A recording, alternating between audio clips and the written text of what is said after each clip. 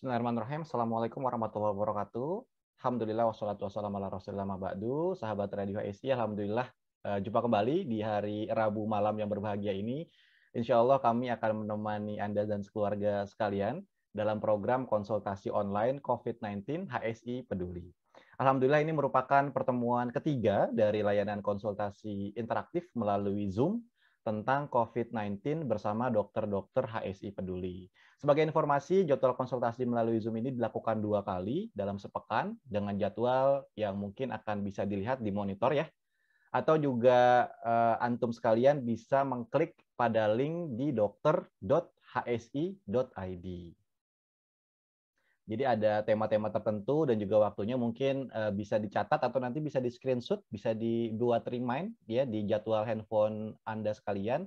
Jadi bisa mengikuti perkembangan konsultasi bersama dokter-dokter HSI Peduli. Dan alhamdulillah bersama kita telah hadir Dr. Rian Hari Kurniawan. Beliau merupakan spesialis obstetri dan ginekologi atau yang biasa disebut dengan dokter obgyn, atau biasanya kita juga menyebut dokter kandungan. Nah, sebelum mulai, izinkan saya untuk membacakan sedikit profil beliau. Beliau memiliki nama lengkap Dr. Rian Hari Kurniawan, berdomisili di Jakarta. Status beliau sudah menikah dan memiliki 3 orang anak. Beliau lulusan FKUI tahun 2009 dan dengan spesialisasinya pada lulusan tahun 2015. Saat ini beliau berpraktik di Dr. Cipto Mangunkusumo, Rumah Sakit Pelni, dan juga Klinik Bocah Indonesia. Baik, karena beliau sudah berada bersama kami, langsung saja kita sapa. Assalamualaikum, dokter. Ahlan wa sahlan, dokter Rian. Waalaikumsalam warahmatullahi wabarakatuh. Alhamdulillah, kabar sehat. Gimana kabar Mas Ilham? Alhamdulillah dok, sehat. Alhamdulillah, Masya Allah. Jazakallah khair nih sudah bertanya nih. Wah, iya, Mas Ilham. Masya Allah. Dokter, nih mohon izin kita mungkin langsung aja dok ya, karena kan ini sesinya adalah konsultasi online dan biasanya nih banyak banget yang bertanya, apalagi tema hari ini nih kayaknya cukup apa ya dok ya, karena menegangkan gitu untuk ibu-ibu hamil karena mengalami kehamilan di masa pandemi COVID-19. Ya. Mungkin nanti di sini akan banyak pertanyaan dari ibu-ibu nih, apalagi yang mungkin sedang mengandung. Dan seperti kita ketahui ya dok ya, kalau misalnya dalam keadaan normal aja kan yang namanya hamil itu sudah cukup berat gitu ya, apalagi sekarang ditambah dengan kondisi pandemi. Banyak banget tantangan untuk menjaga kesehatan, menjaga imunitas, menjaga protokol kesehatan dan lain sebagainya. Apalagi harus konsul kepada dokter obgyn gitu kan. Nah, menurut data POGI yang dihimpun oleh tim HSI Peduli, Perhimpunan Dokter Obgyn, kematian ibu hamil sejak April 2020 hingga April 2021 itu mencapai 536 kasus. Ini kan cukup besar berarti dok ya. Nah ini sebenarnya apa sih hal terpenting nih dok dalam menjaga kehamilan di masa pandemi? Atau dalam perencanaan kehamilan dok di masa pandemi ini dok? Tafadhol dok. Ya, terima kasih Mas Ilham. Bismillahirrahmanirrahim. Assalamualaikum warahmatullahi wabarakatuh. Waalaikumsalam warahmatullahi wabarakatuh. Mungkin saya buka diskusi dulu dengan pembukaan ya, Mas Boleh, Ilham siap ya. dok. Kalau ada Jadi, pemaparan mungkin boleh. Ya, mungkin sedikit saja, tapi tidak ada slide yang di-share. Mas Ilham dan rekan-rekan partisipan konsultasi online pada malam ini dengan tim dokter HSI Peduli. Jadi teman-teman, kita akan membahas tentang kehamilan di masa pandemi COVID-19 ya. Seperti yang tadi Mas Ilham katakan, memang sejak April 2020 sampai April 2021 itu angka yang dihimpun dari tim POGI ada 536 ibu hamil yang positif. Ya, kemudian memang sebagian besar tidak bergejala. Jadi kalau ibu hamil positif COVID, itu data di POGI 52% tidak bergejala. Tetapi angka kematian cukup tinggi pada ibu hamil COVID, itu 3%, dan angka masuk ICU-nya itu sekitar 4,5%. Gitu. Dan memang ibu hamil yang terkena COVID, ya seandainya dia terkena COVID, maka dia menjadi resiko tinggi untuk muncul berbagai masalah kehamilan. Ya, seperti misalnya penyakitnya makin berat, COVID-nya sendiri, kemudian kemungkinan dia masuk ICU itu juga ada, lalu kemungkinan ia mengalami hipertensi dalam kehamilan, kemungkinan bayinya akan lahir prematur, lalu kemungkinan operasi sesar, bahkan angka kematian yang tadi dari POGI datanya mencapai 3%. Itu juga beberapa masalah pada ibu hamil dengan COVID. Lalu neonatus atau bayi yang baru lahir dari ibu hamil yang positif COVID itu harus dites dan diisolasi. Nah, malam ini memang topiknya yang dipilihkan oleh tim dokter HSI Peduli ini pas banget ya. Kita bisa diskusi macam-macam nih, Mas Ilham. Misalnya, teman-teman bisa diskusi bagaimana tata cara isolasi mandiri pada ibu hamil yang tidak bergejala. Kemudian, apakah obat-obatan ya yang dipakai untuk COVID atau yang dipakai untuk vitamin hamil itu aman untuk penyakit COVID-nya. Kemudian, bagaimana pola ANC atau pola periksa hamil nih di era COVID, baik pada ibu yang tidak bergejala ataupun pada ibu yang sehat. Kemudian kapan ini bayinya dilahirkan dan metode persalinan yang paling aman bagaimana? Apakah persalinan normal atau sesar? Kemudian isu yang paling terbaru mengenai vaksin ini, Mas Ilham. Jadi vaksin pada ibu hamil memang rekomendasi POGI saat ini direkomendasikan untuk diberikan pada ibu hamil. Nah, teman-teman juga bisa diskusi, tanya jawab, vaksin mana yang aman, kemudian pada minggu keberapa diberikan vaksin, dan juga kenapa alasannya. Jadi sebenarnya topik bahasannya seru banget nih, Mas Ilham. Cukup luas, Dok. Mudah-mudahan waktunya cukup ya. Nah. Karena ini kodarullah kan saat ini juga istri saya sedang hamil. Mungkin akan ada pertanyaan-pertanyaan pribadi dari saya nih, Dok. Oke, siap. Baik, Dok. Nah, ini kita mungkin langsung aja ya, Dok ya, ke pertanyaan pertama nih, Dok. Ada pertanyaan masuk nih. HSI, salam sehat. Assalamualaikum warahmatullahi wabarakatuh. Namanya Selina dengan umur 38 tahun, jenis kelamin perempuan, domisilinya di Malang. Pertanyaannya, mengatasi batuk yang tak kunjung reda pada ibu hamil besar yang terpapar virus, itu bagaimana, Dok? Ya, tentu untuk batuk ya, memang batuk itu kan gejala khas pada COVID atau salah satu gejala dan tanda pada COVID ya. Kalau ada gejala batuk yang sangat berat, menurut saya memang harus dilakukan pemeriksaan yang lebih dalam ya, seperti ronsen toraks ya, atau bahkan dikerjakan CT scan. Memang pada ibu hamil ya yang terinfeksi COVID-19 standarnya memang dilakukan imaging CT scan untuk melihat adakah tanda-tanda ground glass appearance atau GGO pada paru-parunya. Jadi pertama mungkin ibu yang bertanya bisa konsultasi dengan dokter paru juga untuk menilai bagaimana fungsi parunya. Seandainya memang kondisi parunya itu berat atau kurang baik, tentu ini dilakukan rawat inap, kemudian diberikan terapi obat-obatan seperti antivirus yang boleh diberikan pada ibu hamil. Tetapi seandainya ternyata paru-parunya fungsinya baik, kemudian dari imaging atau dari pemeriksaan ronsen ataupun CT scan-nya itu didapatkan gambaran yang normal, maka ini kita bisa yakin paru-parunya tidak berat masalahnya. Nanti ibu bisa minum obat-obatan untuk mengurangi batuknya saja atau mengurangi gejalanya saja. Mungkin itu nih, Mas Ilham. Jadi menurut saya mesti periksa ke dokter paru juga. Oke, berarti cukup banyak ya, Dok ya, tahapan-tahapan untuk memastikan bahwa keadaan tersebut tuh aman gitu untuk ibu hamil yang mengalami batuk ya. Ya, mungkin 2, ronsen toraks atau ronsen dada, kemudian CT scan paru-paru. CT scan ya.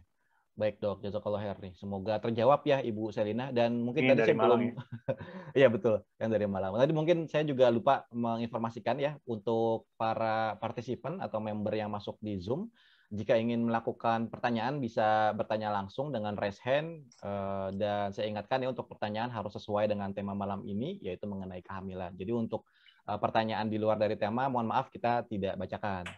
Oke, kita lanjut ke pertanyaan selanjutnya nih, Dok. Dari Reski Umu Khadijah. Assalamualaikum warahmatullahi wabarakatuh. Waalaikumsalam warahmatullahi wabarakatuh. Beliau berdomisili di Makassar. Pertanyaannya, saya sedang hamil 4 bulan anak kedua. Qadarullah terpapar COVID-19 sudah hari ke-11. Alhamdulillah sudah tidak demam, tapi masih tidak bisa mencium bau dan juga masih ada lendir di hidung, ditambah dengan mual-mual. Obat yang saya konsumsi saat ini Blackmores untuk pregnancy dan vitamin D3 IU 1000 dan VC Hisap. Apakah obat saya sudah tepat, Dok, atau apa yang mesti saya lakukan?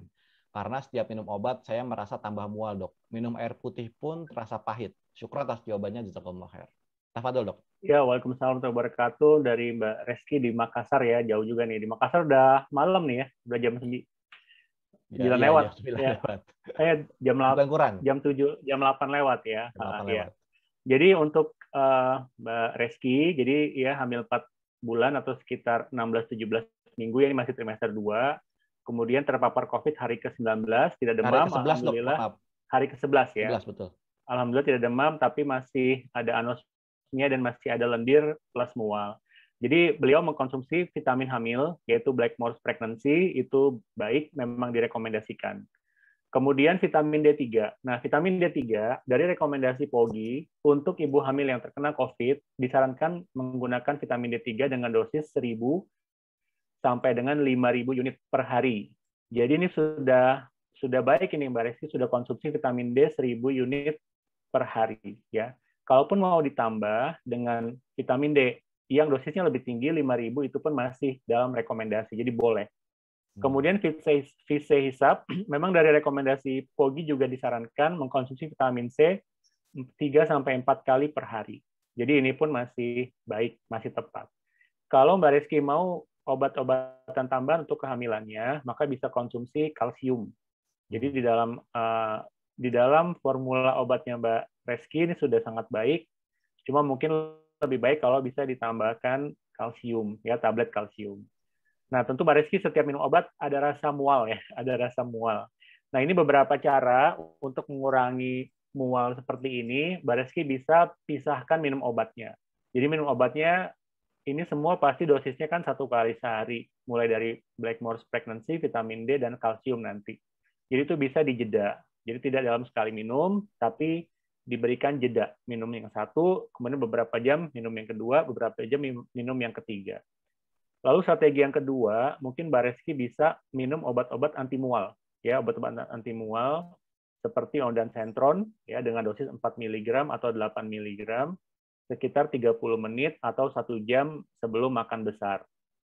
Kemudian tata cara tips yang ketiga, mungkin Mbak Reski juga perlu mengatur pola makannya, jadi tidak makan sekaligus dalam porsi besar, tetapi bisa dipecah-pecah gitu. Jadi frekuensinya sering, tapi volume makannya tidak terlalu besar. Nah, pada hamil 4 bulan atau sekitar 16 minggu, pada umumnya hormon HCG akan mulai turun, sehingga mualnya ini akan mulai hilang. Jadi mungkin prediksinya di 1-2 minggu ke depan, mualnya insya Allah hilang sih, Mbak.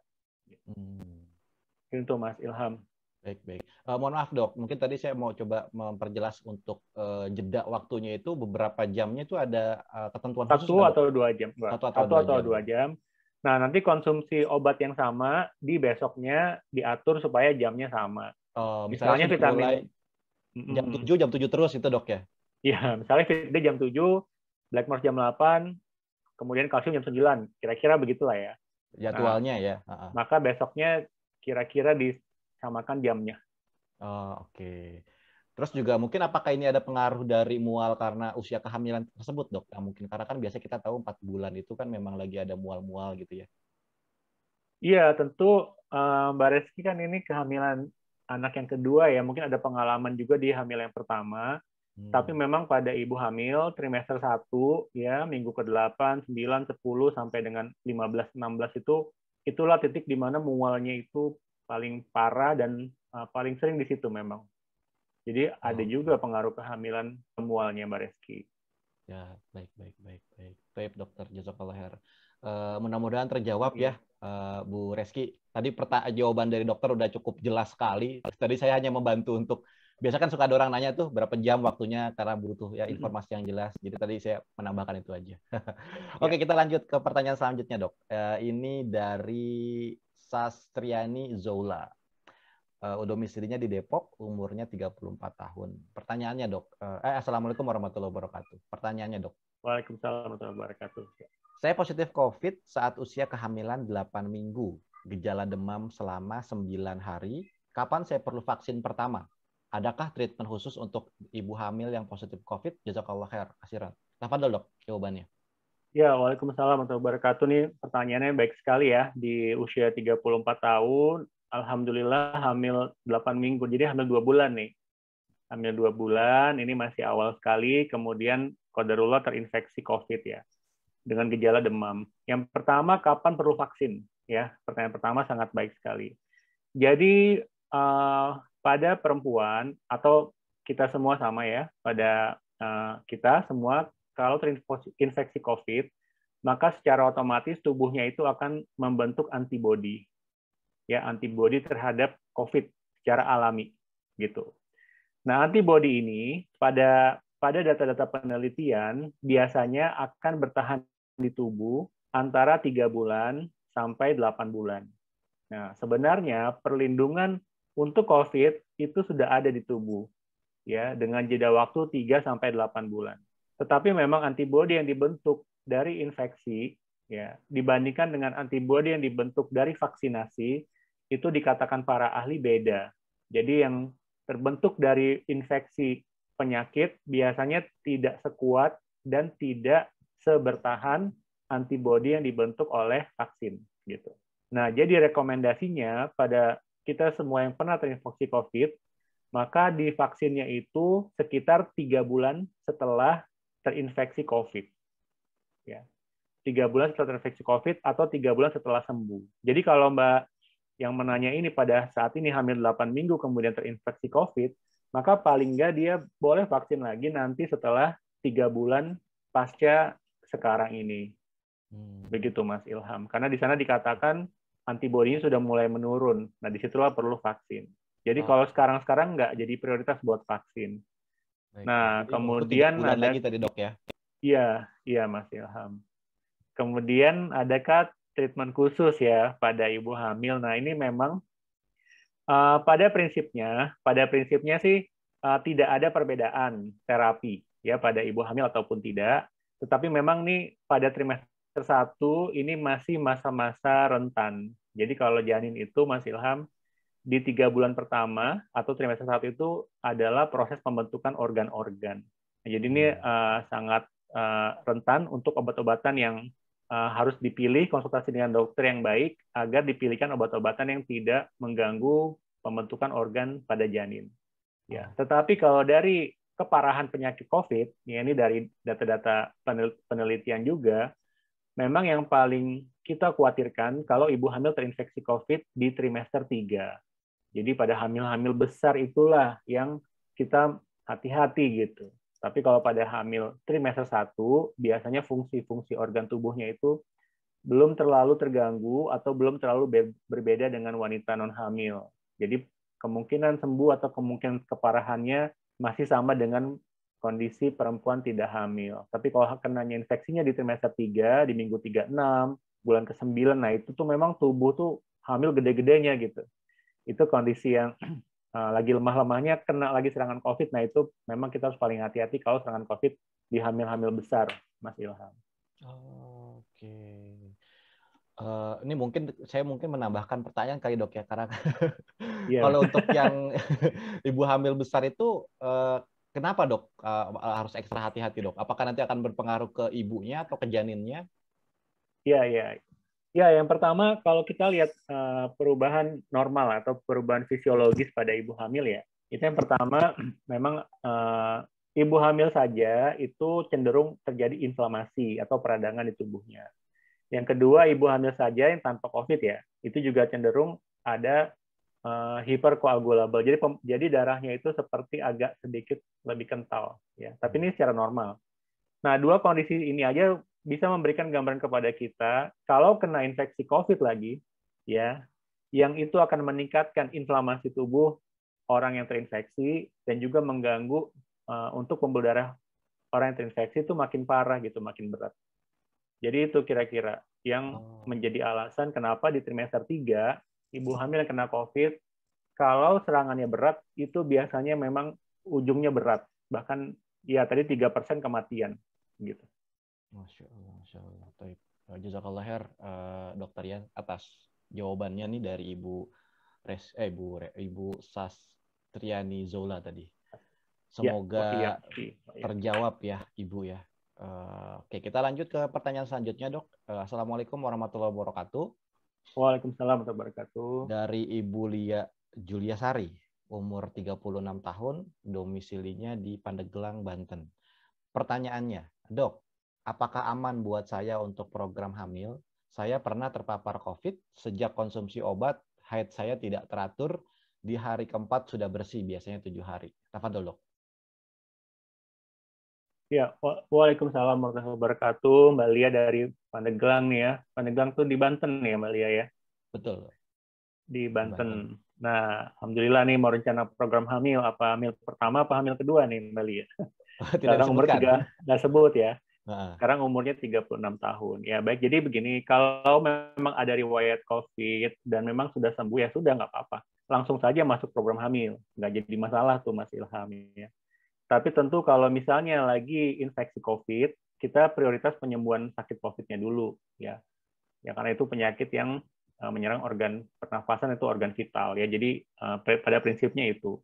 Tapi kalau dari riwayat, udah nggak ada masalah. Silakan segera mencari dokter kandungan ya dengan kekhususan masalah gangguan kesuburan nih, termasuk saya juga mendalami bidang gangguan kesuburan atau infertilitas.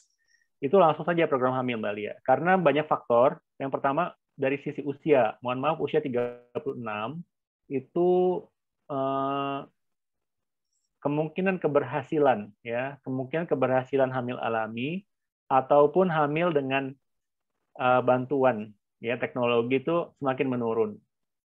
Nah, kalau ditunda, misalnya umur 37, 38, itu cadangan sel telur makin menurun. Jadi nanti peluang keberhasilan makin kecil, Mbak Lia. Sebaiknya disegerakan saja.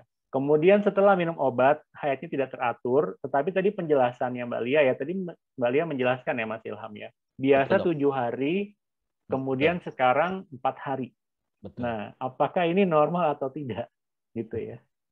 Nah, kalau kita lihat kepustakaan atau panduan, memang frekuensi, memang durasi ya. Durasi haid normal itu dikatakan kurang dari 8 hari, asal masih tetap haid.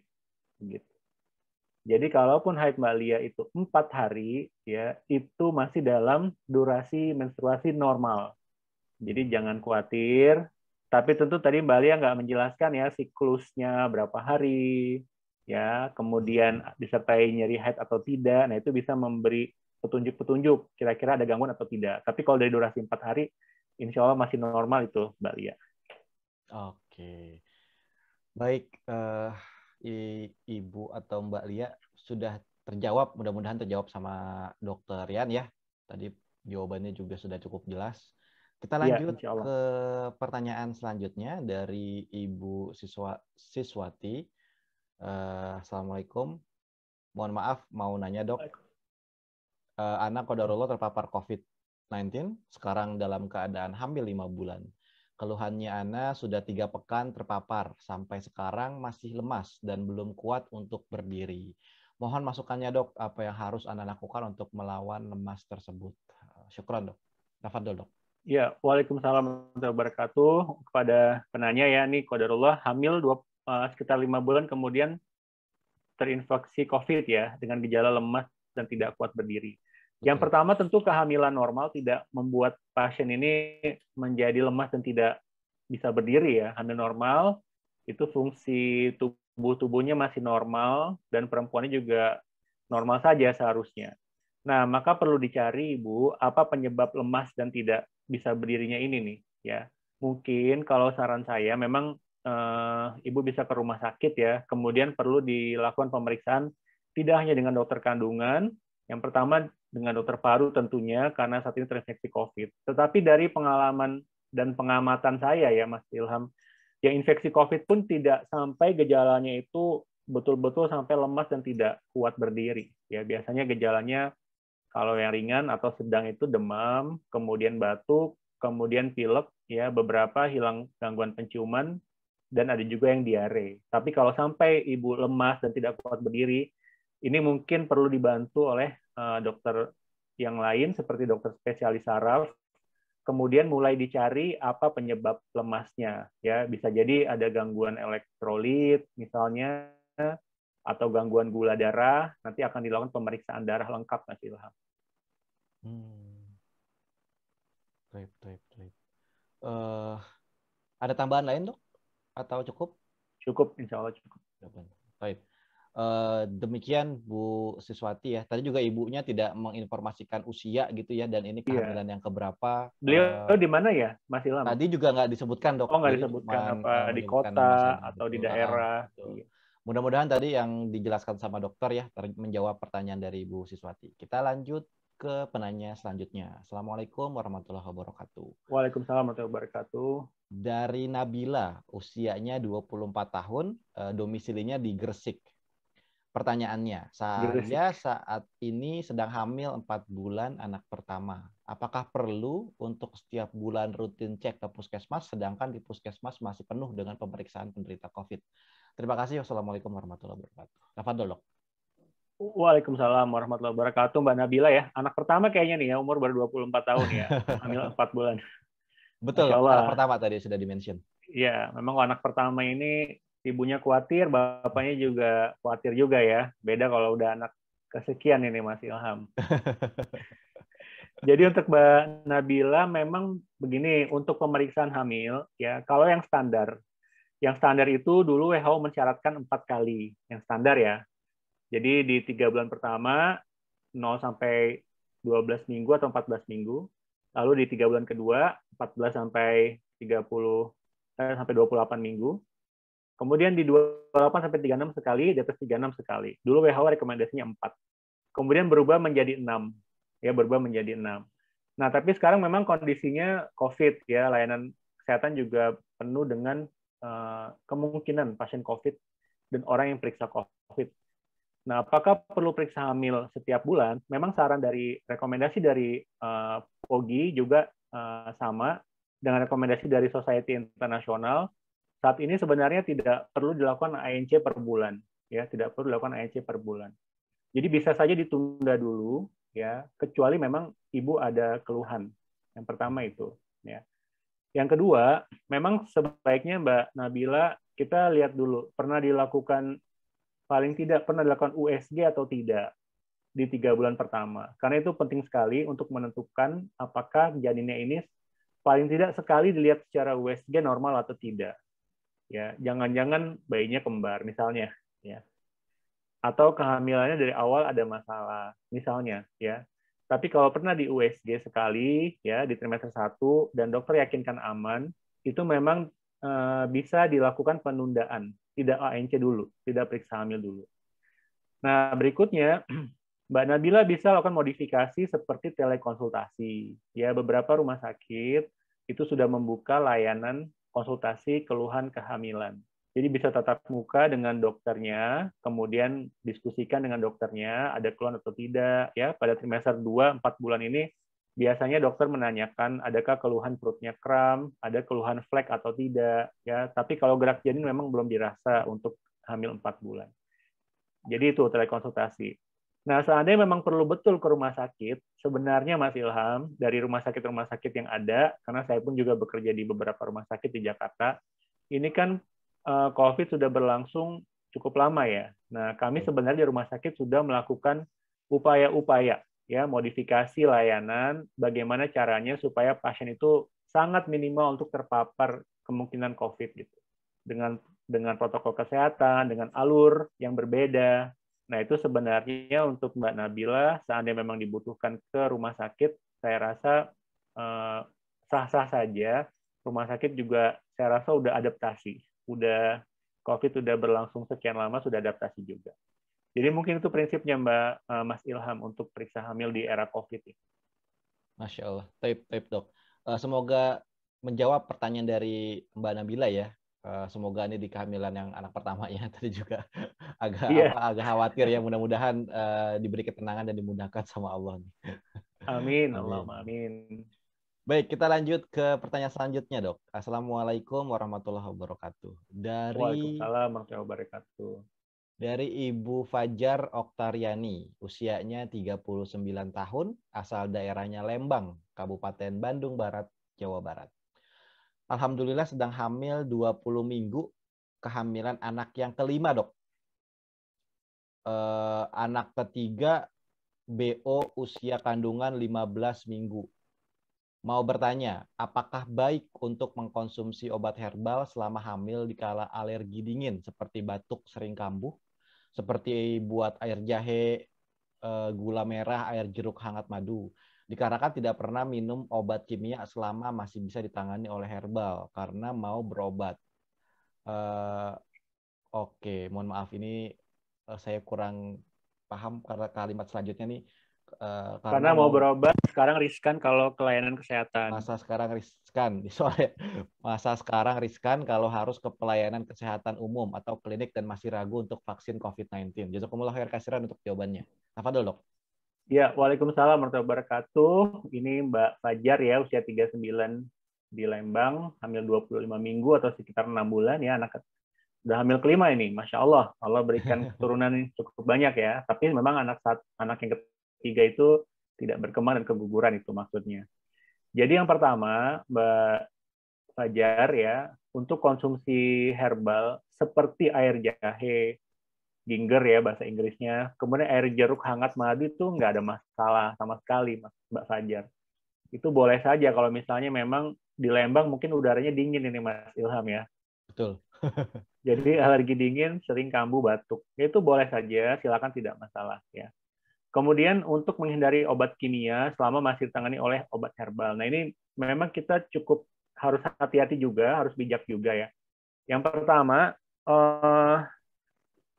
obat-obatan yang diberikan selama hamil tentu adalah upaya kita supaya menjaga kehamilannya tetap baik. Ya. Misalnya saya beri contoh saja, seperti yang tadi pertanyaan partisipan pertama ya, dia minum vitamin hamil yang tadi disebutkan mereknya, yang tentu isinya adalah multivitamin, ya seperti asam folat, kemudian berbagai macam vitamin B kompleks, bisa jadi ada zinc, ada kalsium, ada mangan ya, yang itu memang semua diperlukan untuk menjaga kualitas kehamilannya, begitu. Ya, karena memang sudah diteliti dari konsumsi sehari-hari kita untuk vitamin dan mikronutrien itu tidak tercukupi sebenarnya Mas Ilham. Apalagi kebutuhannya itu meningkat saat hamil. Makanya dokter kandungan pada umumnya kalau hamil langsung diberikan multivitamin. Ya, jadi itu harus bijak juga. Kalau memang diperlukan, ya kita konsumsi, insya Allah tidak apa. Ya. Kemudian yang kedua, untuk ragu ke layanan kesehatan, tadi mungkin sudah dijelaskan ya Mas Ilham, banyak opsi, Ibu, seperti telekonsultasi, nanti dokter bisa menanyakan, lalu obat juga bisa dikirim ke rumah, untuk saat ini nih sudah bisa, ya. Atau Ibu pilihkan tempat-tempat vaskes yang memang menjaga protokol kesehatan dengan baik, menjaga alur pasien, sehingga kecil kemungkinan terpapar infeksi COVID. Lalu untuk komentar yang ketiga, untuk keraguan akan vaksin. Ya, memang ini mungkin bisa minta waktu sedikit Mas Ilham, saya jelasin sekalian ya. Boleh dok. Jadi pada awal-awal era COVID memang belum direkomendasikan, ya, belum direkomendasikan vaksin pada awal. Kenapa? Karena belum ada studinya, Mas Ilham. Belum ada studinya, belum ada rekomendasinya. Itu di era-era 2020, ya. Kemudian karena ini penyakit baru, tentu para ilmuwan dan ahli itu berkembang ya, informasi kemudian data-data berkembang. Lalu makin ke sini, rekomendasi yang terakhir adalah rekomendasi sebelumnya adalah perempuan-perempuan yang rentan ya, seperti ibu hamil petugas kesehatan. Ya, dia dokter atau dia bidan atau dia perawat kemudian dia hamil. Nah, itu bisa disarankan diberikan vaksin. Kemudian ibu hamil yang berisiko hamilnya kondisinya kurang baik, seperti ibu hamil yang ada obesitas misalnya, ada diabetes mellitus, itu pun direkomendasikan vaksin. Nah, yang terbaru dari POGI dan juga dari internasional, disarankan untuk semua ibu hamil, ya sebaiknya dilakukan vaksinasi. Ya, vaksinnya yang mana? Vaksinnya itu apapun boleh, ya apapun boleh. Saya sebutkan, misalnya Sinovac, ya itu adalah isinya inactivated virus, jadi itu boleh. Kemudian seperti Pfizer atau Moderna itu pun boleh karena itu basisnya adalah mRNA. Jadi yang diberikan adalah virus mati ya, bukan virus hidup. Karena pada ibu hamil pun itu rekomendasi pemberian virus mati sudah dikerjakan sebenarnya pada vaksin lainnya seperti vaksin tetanus.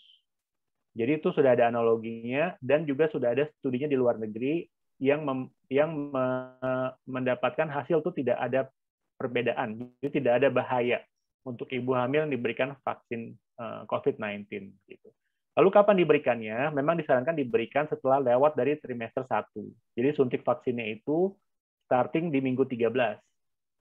Gitu. Ya, sampai dengan nanti di minggu 33. Dan dokter kandungan juga menyarankan ini karena diharapkan antibodi. Ya, jadi ada antibodi imunoglobulin G yang bisa melintas plasenta dan mudah-mudahan bayinya pun nanti bisa mendapatkan paling tidak sedikit antibodi dari ibunya yang sudah dapatkan vaksin. Nah, jadi itu kira-kira Mas Ilham konsep vaksin pada ibu hamil. Baik, Masya Allah. Jadi ibu-ibu hamil nih sudah tidak perlu ragu lagi ya dok ya mengenai vaksin Iya, ya. Karena insya sudah Allah. ada Ya. studi klinisnya juga ya, terus juga ada datanya dan lain sebagainya. Sudah Ya. mendukung lah dan dokter juga, Iya. para dokter lah, para ahli merekomendasikan gitu. Masya Allah. Tapi Ya. jazakallah khair, mudah-mudahan menjawab pertanyaan Ibu Fajar tadi yang ada di Lembang ya. Baik, tadi ada yang raise hand, Dok. Kita izin berikan kesempatan kepada yang raise hand untuk bertanya ya. Tim operator, mohon Ya, maaf bisa tafadhol, dibantu. silakan. Ibu Nadia Arumsari kalau nggak salah tadi yang raise hand. Mungkin bisa dibantu untuk diberikan apa namanya kesempatan untuk bertanya melalui via suara. Ibu Nadia masih bersama kami? Ini pertanyaannya banyak banget ya Mas Ilham ya. Iya, Dok. Insya Allah nih. Masya Eh, Allah banyak. Ibu Nadianya apa bisa dibantu Ibu untuk Oh, Ibu Nadia nggak bisa voice. Baik. Jadi bagaimana solusinya? Kita tetap bacakan melalui pertanyaan dari chat aja ya, kalau begitu ya, Bu ya. Mungkin bisa ditanyakan langsung ke chat. Kita lanjut ke pertanyaan selanjutnya dulu, Dok, kalau begitu ya. Ini dari, Bapak-bapak nih, Dok, sekarang nih, Dok. Wah, silakan. Dari Tafadhol. Muhammad Radian Arif. Umurnya 40 tahun, domisilinya Jakarta Timur, tidak disebutkan secara spesifik wilayahnya, hanya daerahnya saja, Jakarta Timur. Pertanyaannya, Assalamualaikum warahmatullahi wabarakatuh, dokter. Waalaikumsalam warahmatullahi wabarakatuh. Terima kasih untuk penjelasannya. Afwan, saya ingin bertanya. Istri saya riwayat keguguran berulang. Sempat 3 kali mengalami keguguran. Pada waktu itu hasil pemeriksaan darahnya dikatakan D-dimernya tinggi. Apakah dengan kondisi ini istri saya aman untuk diberikan vaksin untuk COVID, dok? Mohon pencerahannya, jazakallah khair, barakallahu fiik, dok. Ya, Tafadhol. waalaikumsalam warahmatullahi wabarakatuh. Ini kebetulan senior saya nih, Mas Ilham, Dokter Andra namanya. Oh, Yang bertanya. Masya Allah, Masya Allah. Baik, jadi pertanyaannya beliau ya adalah apakah kondisi pada perempuan yang mengalami 3 kali keguguran berulang ya dengan pada saat itu D-dimer tingginya itu aman atau tidak untuk vaksin COVID ya. Nah ini memang kita melihat lagi sebenarnya sih tidak terkait dengan kehamilan ini, Mas Ilham ya pertanyaannya pada perempuan umum ya kondisinya pada perempuan umum ya. Ya. Nah tapi dari rekomendasi ini saya karena mengkhususkan membaca rekomendasi POGI ya memang tidak ada kontraindikasi pada riwayat keguguran berulang 3 kali. Memang kalau kita lihat perempuan dengan keguguran berulang, memang ini masalahnya cukup banyak lah kemungkinannya ya. Antara lain ya misalnya apakah ada kelainan genetik atau kelainan kromosom. Lalu adakah penyakit-penyakit autoimun ya seperti lupus misalnya. Adakah penyakit hormonal seperti kencing manis atau tiroid? Adakah gangguan dari rahimnya sendiri? Kemudian adakah gangguan dari faktor koagulasi atau pembekuan darah? Tapi dari rekomendasi POGI dikatakan tidak ada pemeriksaan-pemeriksaan khusus seperti itu sebelum dilakukan vaksinasi COVID. Bahkan dari POGI juga tidak merekomendasikan perempuan untuk dilakukan pemeriksaan tes pack kehamilan dulu sebelum vaksin. Jadi tidak ada tuh tes pack dulu, hamil apa enggak ya? Kalau hamil saya nggak vaksin, kalau nggak hamil baru vaksin enggak. Vaksin aja katanya POGI. Vaksin aja ya. Kalaupun ternyata ada kehamilan di situ, maka tetap mengikuti jadwal vaksinasi sambil gejalanya dipantau. Apalagi kondisi istri dokter Andra ini kondisinya saat ini mungkin sedang kondisi tidak hamil ya. Jadi insya Allah aman untuk diberikan vaksin COVID. Insya Allah, insya Allah, insya Allah. Baik, ada tambahan lain nggak?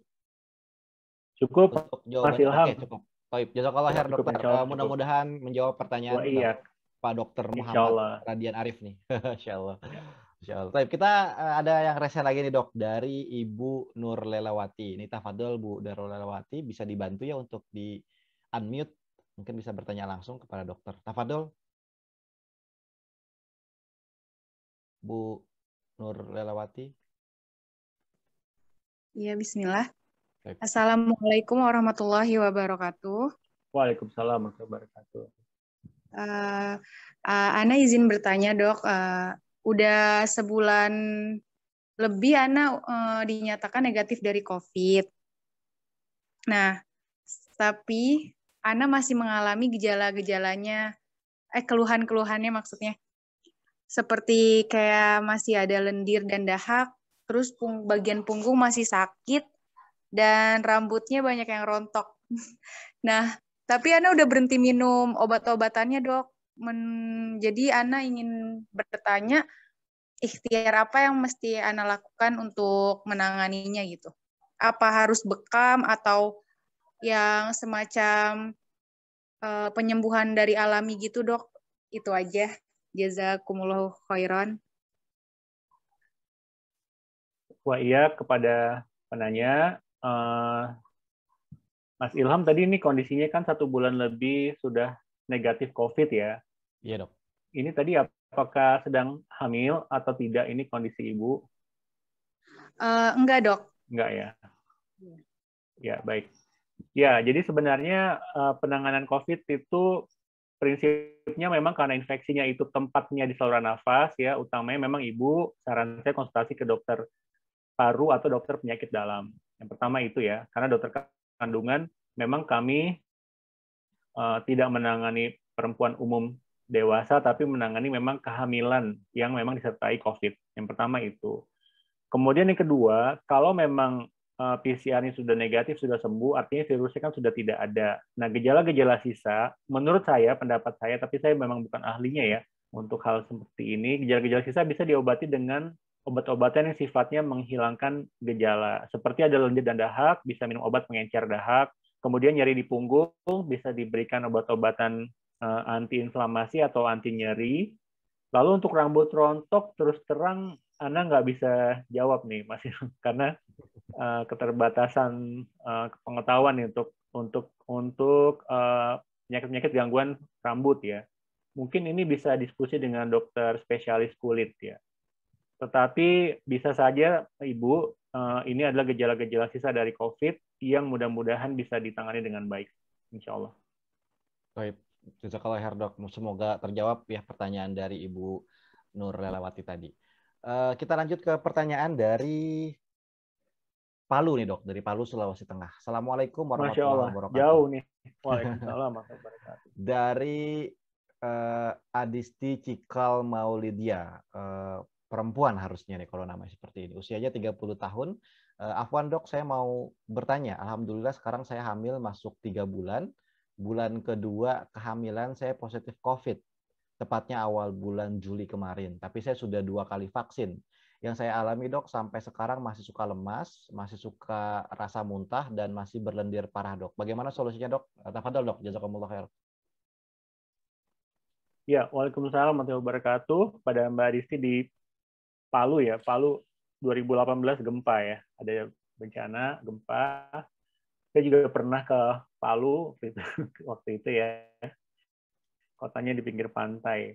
Nah, Mbak Adisti untuk hamil 3 bulan, alhamdulillah ini udah hamil 3 bulan ya, sekitar 12 sampai 13 minggu ya. Ada riwayat infeksi COVID waktu bulan lalu, tetapi alhamdulillah ini sudah 2 kali vaksin. Ya, ini contoh baik ya sebenarnya, ya sudah vaksin 2 kali. Nah, kemudian sekarang ada gejala seperti lemas ya tadi, keluhannya lemas, kemudian mual, ya lemas dan mual. Yang pertama, memang pada kondisi hamil trimester 1 itu gejalanya itu bervariasi pada ibu hamil. Bisa yang enak-enak aja, ya jadi nggak ada gejala, ya tidak ada gejala. Tapi bisa juga yang sangat parah gejalanya. Jadi ibunya itu mual, kemudian muntah parah, lalu kekurangan cairan, lalu berujung lemas. Dan ini memerlukan perawatan di rumah sakit sampai dengan infus, ya untuk mengganti cairan yang nggak bisa masuk lewat mulut. Kemudian juga diperlukan obat-obatan yang tidak bisa lagi diminum karena perempuan ini mualnya berat, muntah. Jadi setiap minum obat dia muntah. Maka perlu infus untuk dimasukkan obat-obatan suntikan. Nah, obat-obatan suntikan ini memang kerjanya lebih kuat daripada obat-obatan yang diminum, karena dia langsung masuk ke pembuluh darah dan ke tubuh.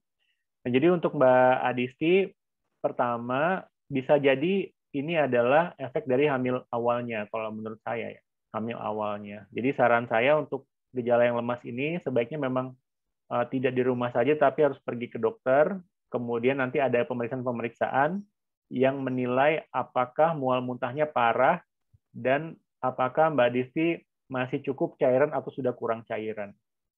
Nah, nanti dari situ dokter akan merekomendasikan obat apa yang bisa diberikan, ya. Kemudian apakah memang masih layak untuk rawat jalan atau pulang ke rumah, atau memang diperlukan perawatan inap. Ya, biasanya pada kasus-kasus seperti ini kita rawat inap ya 2-3 hari dengan obat-obatan yang suntik dan pengganti cairan infus. Biasanya sih pulihnya cepat ya, pulihnya cepat. Mungkin itu ya Mas Ilham penjelasannya ya. Masya Allah, Masya Allah. Baik, dokter, udah cukup jelas sih, udah cukup lengkap juga ya kepada Ibu Adisti nih. Semoga terjawab ya pertanyaan yang tadi disampaikan kepada dokter. Ini biar cepat nih dok, karena masih banyak pertanyaan yang mudah-mudahan bisa terjawab nih pertanyaan-pertanyaan dari sahabat Radio S ini. Assalamualaikum warahmatullahi wabarakatuh. Nama saya Dia. Usianya 32 tahun, perempuan, domisilinya di Semarang. Pertanyaannya, Assalamualaikum dok, saya mau bertanya, saya baru hamil 6 minggu, 1 bulan yang lalu saya terpapar COVID, asam lambung juga sering naik, badan rasanya sering lemas, punggung juga seperti ada yang mengganjal. Apa yang harus saya lakukan dok? Jazakallah khair. Tafadhol dok. Ya, waalaikumsalam warahmatullahi wabarakatuh. Ini Mbak Dia dari Semarang ya. Wah, ini Semarang juga. Kita ada juga ada yang ketinggalan nih dok. Mohon maaf dok, ada yang ketinggalan nih. Ya, apa penanganan yang harus Anda ikhtiarkan agar bisa sembuh bismillah. Jazakumullah khair dok. Tafadhol dok. Afwan. Ya, waalaikumsalam warahmatullahi wabarakatuh ya pada Mbak Dia. Ini hamil 6 minggu ini memang hamil awal banget ini Mbak Dia. Hamil awal 6 minggu ya. Dari kalau kita periksa dari tes swab tentu positif, tapi dari USG kadang janinnya pun belum kelihatan karena masih awal banget ya. Yang pertama, kalau keluhan munculnya asam lambung naik, itu keluhan umum atau keluhan wajar pada hamil muda. Jadi pada hamil muda, itu hormon kehamilannya naik, yaitu hormon beta-HCG, dan asam lambungnya juga pasti naik. Gitu ya. Makanya gejalanya yang cukup sering pada hamil muda itu nyeri di ulu hati, seperti panas, seperti terbakar, kadang-kadang tuh naik sampai ke atas. Nah, itu gejala yang cukup sering, ya. Nanti Mbak Dia bisa pergi ke dokter, nanti diberikan obat-obatan untuk penurun asam lambung. Itu variasi obatnya cukup banyak, mulai dari yang kerjanya itu menetralkan asam lambung yang sudah keluar, sampai dengan yang kerjanya itu menghentikan pompa asam lambung di lambung, supaya asam lambungnya jangan keluar. Jadi itu beberapa opsi pilihan ya. Mengenai nyeri punggung, saya rasa ini juga mungkin ya gejala sisa COVID, karena jarang ibu hamil ada keluhan nyeri di otot punggung. Nah, itu Mbak Dia mungkin bisa dilakukan minum obat-obatan antiinflamasi atau anti radang atau anti nyeri. Kemudian untuk dilakukan pemijatan sebenarnya juga boleh, ya nggak ada masalah karena itu jauh dari organ kandungan. Oke, mungkin demikian Mas Ilham. Baik dokter. Wah, jadi alhamdulillah saya belum terkena COVID, jadi saya nggak tahu dok gejala-gejala yang dialami. Tadi sampai punggung ya ternyata ya, Insya Allah. Karena ini dari, dua penanya sama keluhannya nih. Iya, dari beberapa rekan-rekan saya yang kena COVID tuh kayaknya nggak ada keluhan nyeri punggung gitu, tapi ini ada ya. Iya. Insya Allah nih. Iya. Baik, kita lanjut ke pertanyaan selanjutnya dok. Dari Amanda Rizka, usianya 27 tahun, domisilinya di Jakarta. Bismillah, saya saat ini hamil usia 7 minggu. Ada keluhan sering pusing, terutama setelah bangun tidur, mual, lemas, kadang sesak nafas. Pekan lalu di ronsen tidak ada masalah dan PCR negatif. Saat ini saya menyusui anak kedua saya usia 1,5 tahun. Apakah perlu disapih dan adakah indikasi defisiensi tertentu jika keluhan seperti di atas? Jazakallah khair. Tafadhol dok. Ya, waalaikumsalam warahmatullahi wabarakatuh. Terima kasih kepada penanya. Jadi ini hamil 7 minggu, Mas Ilham hamil muda, kemudian ada keluhan pusing, mual, dan sesak, tapi PCR-nya negatif ya. Tadi dikatakan COVID-nya negatif ya. Sebenarnya keluhan seperti pusing dan mual itu keluhan umum atau keluhan wajar pada hamil muda, keluhan yang sangat wajar. Kemudian sesaknya ini coba dievaluasi dulu ya. Sesaknya ini apakah sesak karena misalnya aktivitas ya. Misalnya dia naik tangga ya, atau dia berjalan jauh, atau dia melakukan pekerjaan rumah, atau sesaknya ini tidak dalam aktivitas, misalnya gitu. Ya, jadi nanti dievaluasi dulu. Atau sesaknya ini kadang-kadang asam lambung yang naik di lambung itu juga bisa membuat diafragmanya itu tidak membuka dengan lapang. Jadi itu juga menimbulkan sesak. Jadi ini untuk sesaknya kayaknya harus dievaluasi dulu. Apakah benar sesak atau sebenarnya karena dipicu aktivitas yang berat, apalagi sedang menyusui ibu, ya, atau sesaknya karena asam lambung yang naik. Kemudian ini anak pertamanya baru usia 1,5 tahun, sudah dianugerahkan kembali. Iya, anak pertama kan usia 1,5 tahun lagi disusuin ya. Anak keduanya dok, saya saat ini menyusui anak kedua saya usianya 1,5 tahun. Oh, ini ya. hamil ketiga kayaknya. Hamil ketiga, Masya Allah. Mudah nih hamilnya ya. Jadi memang pada kondisi hamil muda, kalau ibu masih menyusui, itu pada proses menyusui ada hormon yang diproduksi namanya hormon oksitosin. Ya, hormon oksitosin fungsinya adalah bekerja pada otot polos, yang fungsinya memompa kelenjar-kelenjar susu supaya ASI-nya keluar. Tetapi yang kedua, hormon oksitosin ini kalau dia kadarnya naik juga memicu rahimnya bisa kontraksi, Ibu. Ya, memicu rahimnya bisa kontraksi, sedangkan di dalam rahim itu ada janin 7 minggu. Jadi hati-hati kalau tetap menyusui dengan rutin, itu bisa terjadi suatu kondisi di mana rahimnya berkontraksi. Dan itu rahimnya bisa dirasa mulai dari kram, kemudian muncul flek-flek, dan yang kita khawatirkan adalah keguguran. Jadi ada risiko keguguran pada ibu hamil muda yang ibunya masih menyusui. Jadi secara umum memang dokter akan menyarankan untuk perlahan-lahan menghentikan menyusuinya dengan harapan supaya kehamilan yang kedua ini berlangsung dengan baik. Yang kedua perlu dipikirkan juga ibu untuk beban tubuh ibu sendiri nih. Ya, menyusui itu berat ya, berat, kebutuhan gizinya tuh harus sangat baik. Kemudian ditimpa lagi dengan kehamilan. Itu ya itu cukup berat buat tubuh ya. Jadi mungkin memang saran dari dokter udah dipikirkan bagaimana caranya menghentikan menyusuinya dan mulai fokus untuk menjaga kehamilan yang 7 minggu ini supaya berlangsung aman. Mungkin itu Mas Ilham. Baik, jazakallah khair. Wah, cukup wah iya. Cukup terjawab ya. Menurut saya itu udah lengkap banget tuh, Masya Allah. Jadi buat Ibu Amanda, semoga tadi pertanyaannya terjawab oleh Dr. Yan. Kita lanjut ke pertanyaan selanjutnya.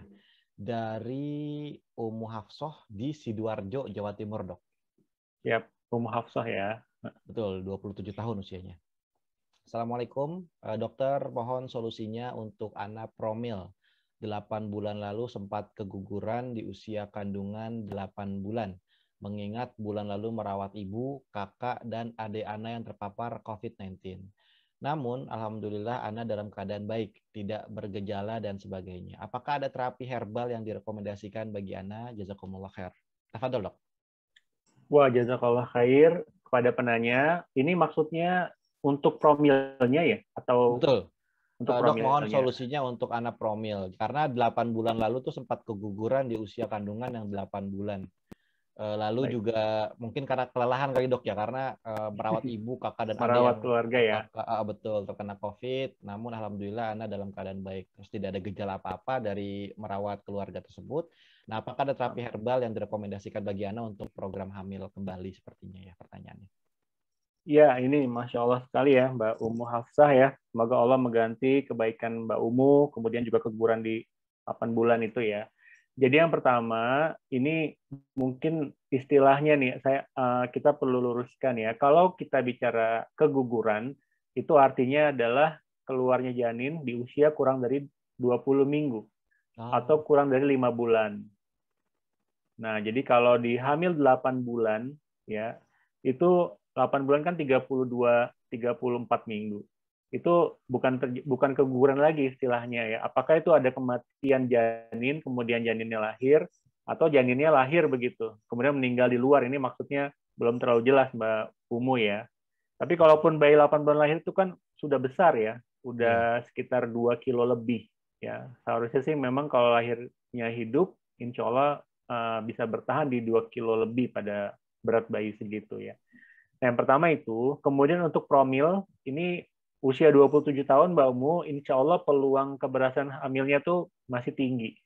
Ya, jadi untuk promil, Mbak Umu sebenarnya sih kalau ada riwayat hamil di pertama kan berarti sebenarnya bisa hamil. Ya, karena pernah hamil alami di usia yang 8 bulan yang lalu. Nah, menurut saya di usia 27 tahun, sebenarnya Mbak Umu tidak perlu terlalu khawatir yang pertama, tidak perlu juga terlalu terapi untuk fertilitas yang sangat dalam ya. Jadi coba Mbak Umu yang pertama tentu saran dari kami hubungan seksual dengan suaminya dilakukan secara teratur ya. Mungkin 2 sampai 3 kali seminggu. Kemudian yang kedua, jaga pola hidup sehat ya, baik dari suami ataupun dari Mbak Umu sendiri. Untuk laki-laki, faktor yang mempengaruhi sperma antara lain kebiasaan merokok harus dihentikan. Kemudian kebiasaan berendam di air panas itu juga mengganggu produksi sperma. Lalu tubuh yang kurang istirahat ya, itu juga mengganggu yang suka begadang nih. Hati-hati, mempengaruhi juga kualitas sperma ya. Ya mungkin ada juga kemungkinan pada laki-laki yang obesitas ya. Yang obesitas atau kegemukan itu juga mempengaruhi kualitas sperma. Jadi untuk laki-lakinya gaya hidupnya dikoreksi, diperbaiki. Untuk Mbak Umunya sendiri, untuk faktor perempuan memang juga kurang lebih mirip ya. Kebiasaan seperti terpapar asap rokok, kemudian obesitas itu mulai diupayakan untuk jadi normal ya. Nah, kemudian Mbak Umu bisa minum tablet-tablet suplemen. Tadi pertanyaannya herbal ya. Untuk memang apa untuk herbal Anda kurang ada ilmu ya untuk menjawab itu, tapi pada dasarnya Mbak Umu bisa mulai konsumsi suplemen yang mengandung asam folat ya minimal 400 mikrogram. Jadi 1 kali sehari asam folat 400 mikrogram. Itu banyak dijual di pasaran. Ya, multivitamin asam folat. Jadi itu saja saran saya. Mbak Umu ya. Seandainya sudah diupayakan tetapi tidak kunjung hamil juga ya, misalnya menunggu setahun atau setahun setengah tidak kunjung datang hamil juga, maka disitulah waktunya Mbak Umu untuk konsultasi ke dokter kandungan agar diperiksakan kelanjutannya. Mungkin itu Mas Ilham untuk Mbak Umu di Sidoarjo. Insya Allah Allah berikan keturunan kembali ya. Amin. Amin. Allahumma amin. Baik, jazakallahu khair dok. Semoga terjawab ya Umu Hafsah ya. Kita lanjut, dokter mohon izin. Kalau saya tidak salah ya, arahan dari tim HSI Peduli ini sampai 8.30. Apakah dokter berkenan untuk memberikan jawaban untuk beberapa pertanyaan yang lain? Boleh, insya Allah mungkin 2 atau 3 pertanyaan, insya Allah. Nah, beri jawaban. Insya Allah. Baik, ini ada pertanyaan nih dari Siti Sarah, usia 26 tahun, domisilinya di Kabupaten Tangerang, Banten. Assalamualaikum warahmatullahi wabarakatuh. Waalaikumsalam warahmatullahi wabarakatuh. Izin bertanya dokter, saat ini alhamdulillah saya hamil 35 minggu, 1 bulanan yang lalu qadarullah positif COVID, tetapi masih ada gejala COVID seperti batuk dan anosmia yang sudah 1 bulanan lebih juga hingga saat ini. Saya masih mengupayakan untuk lahiran normal karena katanya jika COVID dirujuk ke RS harus sesar. Sedangkan biaya lahiran normal di RS tidak bisa pakai tunjangan BPJS.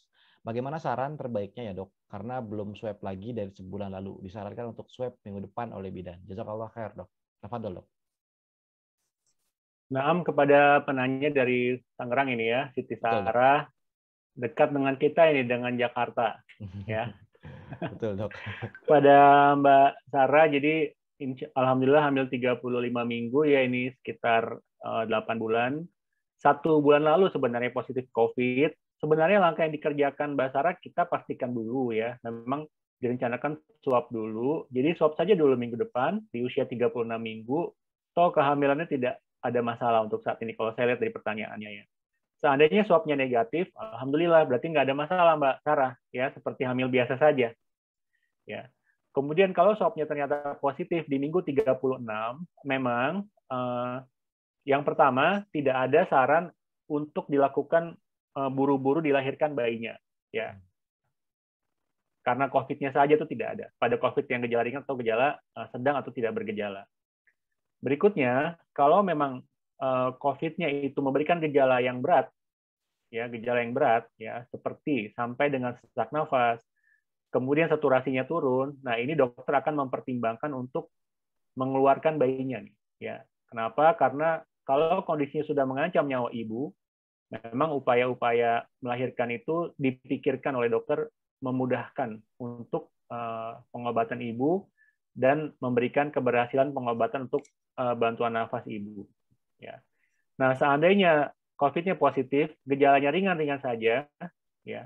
Kemudian hamilnya berlangsung sampai minggu 39, nah itu memang dari rekomendasi POGI pun itu diberikan rekomendasi kepada dokternya untuk memikirkan melahirkan bayinya, ya, karena pada usia cukup bulan 39 minggu kita khawatir COVID-nya ini akan memperparah kondisi ibu.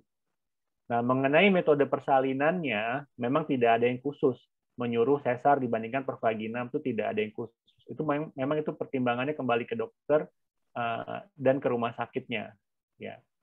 Sedangkan untuk pembiayaan BPJS ini, Afwan, Anda tidak bisa jawab ya, karena mungkin kebijakannya itu di tiap daerah atau tiap rumah sakit penerapannya berbeda-beda ya. Kebetulan informasi yang Mbak Sarah katakan, kalau di rumah sakit harus sesar. Demikian kalimatnya ya. Karena kalau normal tidak bisa pakai tunjangan BPJS. Nah ini Afwan, Anda nggak bisa beri komentar untuk hal ini ya, karena ini terkait administratif. Baik. Ya mudah-mudahan minggu depan negatif, Mbak Sarah. Ya amin, positif amin. Aja insya Allah. Amin. Masya Allah. Baik dokter, berarti tadi sudah terjawab ya dari dokter, pertanyaan dari Siti Sarah oleh dokter. Tadi pertanyaannya yang hamil 35 minggu, terus juga tadi positif ya.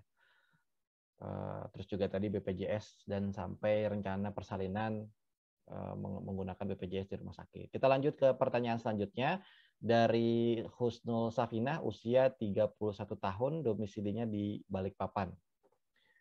Izin bertanya dokter, saat vaksin pertama kemarin saya belum tahu kalau hamil dok. Untuk jadwal yang kedua, usia kehamilan saya belum 12 minggu. Apakah boleh ikut vaksin? Dan saya mempunyai riwayat preeklamsia di kehamilan pertama. Ada kekhawatiran dok di masa pandemi sekarang. Apa ikhtiar saya agar tidak terjadi preeklamsia lagi dok? Jazakumullah khair dok. Tafadhol dok. Ya, waalaikumsalam warahmatullahi wabarakatuh kepada penanya Mbak Husnul ya, dari Balikpapan nih, dari Kalimantan ya. Wah, jauh nih. Mbak Husnul, jadi ini contoh kasus ya, memang untuk vaksin tidak diperiksa tes pack hamil dulu atau tidak. Ternyata ini divaksin pada kondisi hamil muda.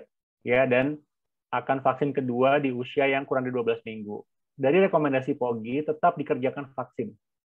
Ya, tetap dikerjakan vaksin. Tidak mengapa walaupun masih trimester 1 ya, tetapi memang untuk ibu hamil yang divaksin di trimester 1 sebaiknya ada pemantauan. Jadi ibu kontak dokternya atau kontak bidannya, ibu berikan informasi saya divaksin di trimester 1 ya. Jadi nanti kalau ada gejala ataupun ada sesuatu, ibu bisa laporkan kepada yang memantau ibu, tenaga kesehatannya. Ya, tetapi dari rekomendasi POGI dianjurkan untuk tetap dikerjakan vaksin sesuai jadwal. Pertanyaan kedua, ada riwayat preeklamsi di hamil pertama. Nah, ini jadi preeklamsi ini Mas Ilham kondisi sebelum eklamsi, ya namanya preeklamsi, sebelum eklamsi. Jadi kondisi keracunan kehamilan ini bahasa awamnya, di mana ibu hamil itu mengalami tekanan darah yang tinggi, ya, disertai adanya tanda-tanda gangguan organ, ya, seperti gangguan organ ginjal ditandai dengan bocornya protein di air kencing, kemudian organ liver, peningkatan enzim SGOT, SGPT dan sebagainya, ya. Jadi yang pertama riwayat preeklamsi. Memang pada perempuan yang pernah preeklamsi di hamil pertama, nah hati-hati untuk hamil berikutnya, cenderung terjadi eklamsi kembali. Ya, condong terjadi eklamsi kembali. Ini Mbak Husnul Anda rasa sudah membaca banyak sehingga dia menanyakan apa upaya pencegahan ya preeklamsi. Jadi yang pertama untuk menjawab itu memang belum ada jawaban yang pasti bagaimana cara mencegahnya. Tapi faktor risikonya pada Mbak Husnul sudah ada ya. Yang kedua, yang disarankan adalah dari awal Mbak Husnul mencukupi beberapa mikronutrien ya. seperti kalsium, kemudian vitamin D, itu adalah upaya-upaya yang bisa dikerjakan untuk mencegah terjadinya preeklamsi kembali. Yang ketiga, berarti Mbak Husnu jangan lupa untuk rutin mengukur tekanan darah ya. Jadi setiap kontrol ke dokter ya dengan jadwalnya per 4 minggu sekali misalnya, itu jangan lupa dilakukan pemeriksaan tekanan darah. Karena dari situ mulai kita bisa lihat kalau tekanan darahnya mulai agak-agak rada naik, nah ini agak hati-hati, khawatir terjadi preeklamsi yang umumnya sering terjadi di trimester 3 nanti. Gitu. Oh, oke. Mungkin itu Mas Ilham. Insya Allah. Jazakallah khair, Dok. Ini edukasi lagi dan juga jadi insight buat saya pribadi ya, Dok. Karena ini ilmu baru gitu untuk seorang laki-laki yang jarang mendengar istilah-istilah dalam dunia kehamilan. Ibu hamil. Ibu hamil ya. Insya Allah. Baik, jazakallah khair dokter dan juga para penanya ya. Alhamdulillah tadi pertanyaan terakhir, dan untuk para partisipan yang hadir di Zoom malam hari ini yang mengajukan pertanyaan dan belum sempat dijawab oleh dokter, mohon maaf karena Masya Allah ini waktunya juga terbatas. Mudah-mudahan bisa bertemu di acara selanjutnya. Tapi Dok, sebelum kita closing Dok, mungkin ada konklusi nih dari dokter atau kesimpulan dari pertemuan atau disimpulkan dari pertanyaan-pertanyaan para peserta hari ini, mungkin bisa disampaikan oleh dokter. Tafadhol Dok. Ya, bismillahirrahmanirrahim. Para partisipan, ibu-ibu ya, sahabat HSI peduli, memang ini sekarang eranya pandemi COVID, ditambah lagi masalah kehamilan di era pandemi COVID. Jadi pesan Ana yang pertama, kita harus sadar pada kondisi ibu hamil itu kondisi rentan sebenarnya, maka kita jaga diri jangan sampai mudah-mudahan tidak terinfeksi. Seandainya terinfeksi, sebaiknya konsultasi ke dokter, kemudian dilakukan pemeriksaan, dan ikuti saja saran dokter. Apakah ibu direkomendasikan untuk isolasi mandiri, kemudian apakah ibu disarankan untuk dirawat, ya, untuk diberikan obat-obatan COVID yang memadai. Lalu komentar yang ketiga, untuk vaksinasi, POGI sudah merekomendasikan dikerjakan vaksinasi pada ibu hamil. Ya, seandainya memang di tempat ibu sudah ada programnya, maka ikuti saja. Insya Allah itu memberikan manfaat yang banyak dan lebih untuk ibu di era COVID-19 ini. Mungkin itu saja dari saya, Mas Ilham, sebagai rangkuman. Baik, dokter. Jazakallah khair, dokter, atas waktunya sudah berkenan hadir di acara konsultasi pada hari Rabu malam ini. Dan juga kami sampaikan kepada para partisipan, jazakumullah khair karena sudah hadir ya untuk berkonsultasi dan memberikan pertanyaan dan memiliki awareness gitu untuk lebih tahu tentang dunia kehamilan pada masa pandemi COVID seperti ini. Dan tidak terasa sudah 60 menit kami menemani sahabat HSI Peduli pada program konsultasi online COVID-19 HSI Peduli malam hari ini. Kami sampaikan permohonan maaf kepada para partisipan yang mengajukan pertanyaan dan belum sempat dijawab oleh dokter. Mungkin bisa ditanyakan pada kesempatan yang lainnya. Dan jangan lupa jagalah selalu pola hidup sehat, makan, tidur, dan berolahraga dengan teratur, selalu jaga hubungan komunikasi dengan orang terdekat, baik teman maupun keluarga. Jika merasa tertekan, khawatir, dan bingung di masa krisis adalah hal yang normal. Kurangi membaca berita jika membuat Anda semakin tertekan secara emosional. Hubungi tim medis jika membutuhkan bantuan. Jangan lupa selalu mendekatkan diri kepada Allah dan selalu berbaik sangka kepada Allah atas takdir yang dihadapi. Insya Allah kita akan bertemu kembali di hari Sabtu jam 8 pagi dalam program konsultasi online COVID-19 dengan tim dokter HSI Peduli. Kritik dan saran dapat sahabat layangkan ke dokter.hsi.id. Baik, para sahabat, sampai jumpa kembali dan semoga Allah tetap menguatkan kita berjalan di atas manhaj yang lurus ini serta menjadikan semua usaha kita berbuah pahala dan ampunannya. Saatnya saya Ilham Pradipta dan seluruh tim HSI Peduli yang bertugas hari ini pamit undur diri. Kita tutup dengan doa kifaratul majlis. Subhanakallahumma wa bihamdika asyhadu an la ilaha illa anta astaghfiruka wa atubu ilaik. Assalamualaikum warahmatullahi wabarakatuh. Waalaikumsalam warahmatullahi wabarakatuh. Jazakumullahu khairan. Wa yakum dokter.